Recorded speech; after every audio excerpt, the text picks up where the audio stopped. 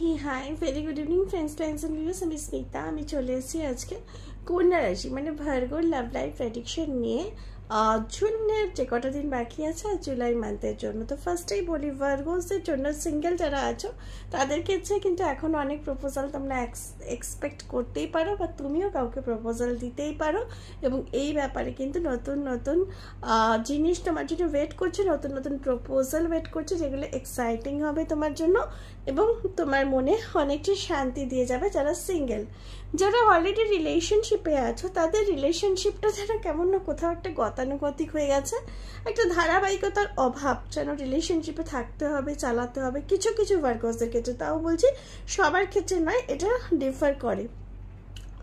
তো গতানুগতিক কিছুদের জন্য দাঁড়িয়ে গেছে যে তারা মনে করছে যে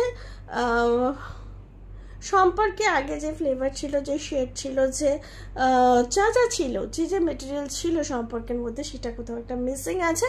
কিন্তু তাও ভার্গোসরা যেহেতু খুব ফেথফুল হয় তাদের সম্পর্কে, তাই জন্য তারা সেই সম্পর্কটা ফুল ডেডিকেশনের সাথে চালিয়ে যাচ্ছ বা চালিয়ে যাবে। কিন্তু সেটা কত দূর চালাতে পারবে সব ভার্গোসের ক্ষেত্রে কিন্তু আমি গ্যারান্টি দিতে পারছি না, কেননা কোথাও গিয়ে তোমরা তোমাদের পেশেন্স লেভেলকে ওয়েস্ট করতে শুরু করবে এবার, ঠিক আছে?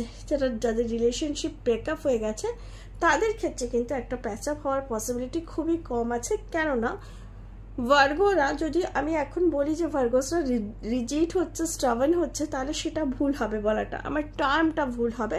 কারণ ভার্গোরা যদি রিজিড হয়ও, স্টাবার্ন সিচুয়েশনে যায়ও, সেটা সিচুয়েশনের জন্যই ভার্গোসরা গেছে। তাই জন্য